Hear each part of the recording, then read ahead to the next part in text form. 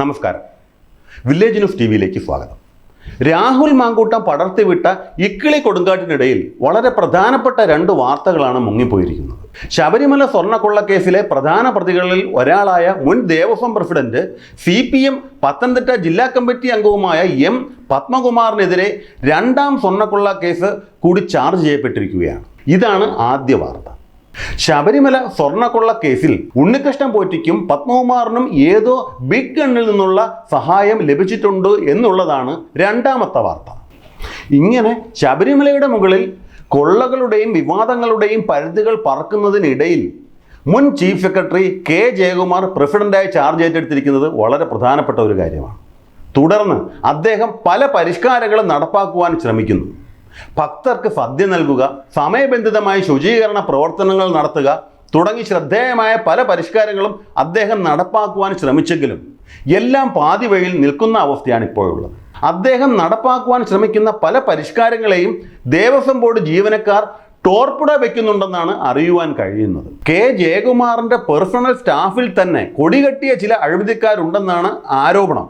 അതിനിടയിൽ ഉയർന്നിട്ടുമുണ്ട്. ശബരിമലയിലെ പ്രധാനപ്പെട്ട ഒരു വഴിപാടാണ് പടിപൂജ.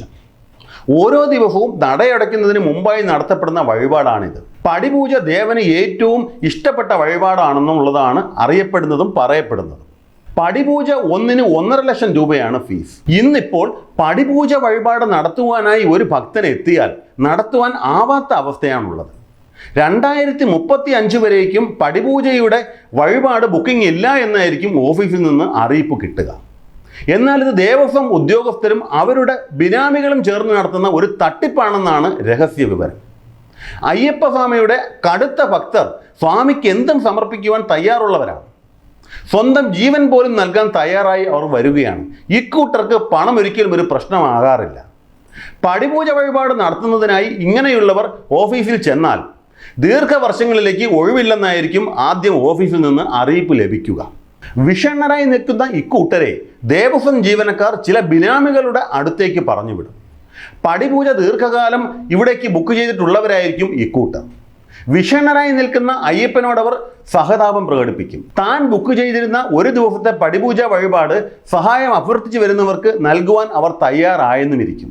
പക്ഷേ അതിന് തുക അല്പം കൂടുമെന്ന് മാത്രം. 1.5 ലക്ഷം രൂപ മാത്രമുള്ള പടി വഴിപാടിന് 5 ലക്ഷത്തിന് മുകളിലായിരിക്കും അവർ ആവശ്യപ്പെടുന്നത്. അയ്യപ്പന് എന്തും നൽകുവാൻ തയ്യാറായി വന്നിരിക്കുന്ന ഭക്തൻ ബിനാമി ആവശ്യപ്പെടുന്ന തുക നൽകുവാൻ തയ്യാറായെന്നും വരും. ഫലമോ ബിനാമിക്ക് ലാഭം മിനിമം 3.5 ലക്ഷം രൂപ. വഴിപാടിന് അവസരം ലഭിച്ചതിൽ അയാൾ ഹാപ്പി. വഴിപാട് ലഭിക്കുന്നതിൽ ശബരിമല അയ്യപ്പനും ഹാപ്പി.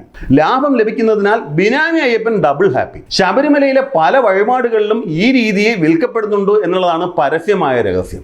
ഇങ്ങനെയുള്ള പല അഴിമതികളുടെ പിന്നിലും ദേവസ്വം ഉദ്യോഗസ്ഥരും ബോർഡും അവരുടെ ബിനാമികളുമാണ് എന്നാണ് പൊതുവെ പറയപ്പെടുന്നത്. ഇതിന് ഒരു അറുതി വരുത്തുന്നതിന് വേണ്ടി കൂടിയായിരുന്നു സംസ്ഥാന സർക്കാർ K ജയകുമാറിനെ ദേവസ്വം പ്രസിഡന്റായി നിയമിച്ചത്. എന്നാൽ ഇപ്പോഴിതാ ജയകുമാറിന്റെ നിയമനത്തിലും ഒരു കുരുക്ക് വീണിരിക്കുകയാണ്. നിലവിൽ ജയകുമാർ IMGയുടെ ഡയറക്ടറാണ്. അതിൻ്റെ ശമ്പളവും ആനുകൂല്യങ്ങളും അദ്ദേഹം കൈപ്പറ്റുന്നുമുണ്ട്. ഇതിനെതിരെ കൃഷി വകുപ്പ് സെക്രട്ടറി B അശോക് IAS ഹൈക്കോടതിയിൽ റിട്ട് ഹർജി നൽകിയിരിക്കുകയാണ്. സർക്കാർ ശമ്പളം വാങ്ങുന്നയാൾ അതേ സർക്കാരിൽ നിന്നും മറ്റൊരു ആനുകൂല്യം പറ്റുന്നത് സർവീസ് ചട്ട ലംഘനമാണെന്നാണ് അദ്ദേഹം ചൂണ്ടിക്കാട്ടുന്നത്. മുഖ്യമന്ത്രി പിണറായി വിജയന്റെ കണ്ണിലെ കരടായിരുന്ന അശോക് ജയകുമാറിന്റെ സർവീസ് കാലത്തെ ചില ചെയ്തികളുടെ ഇരയായിരുന്നെന്ന് പറയപ്പെടുന്നു. അതിൻ്റെ പക വീട്ടിലാണ് അശോക് ഇപ്പോൾ നടത്തുന്നതെന്നാണ് പൊതുവെയുള്ള സംസാരം.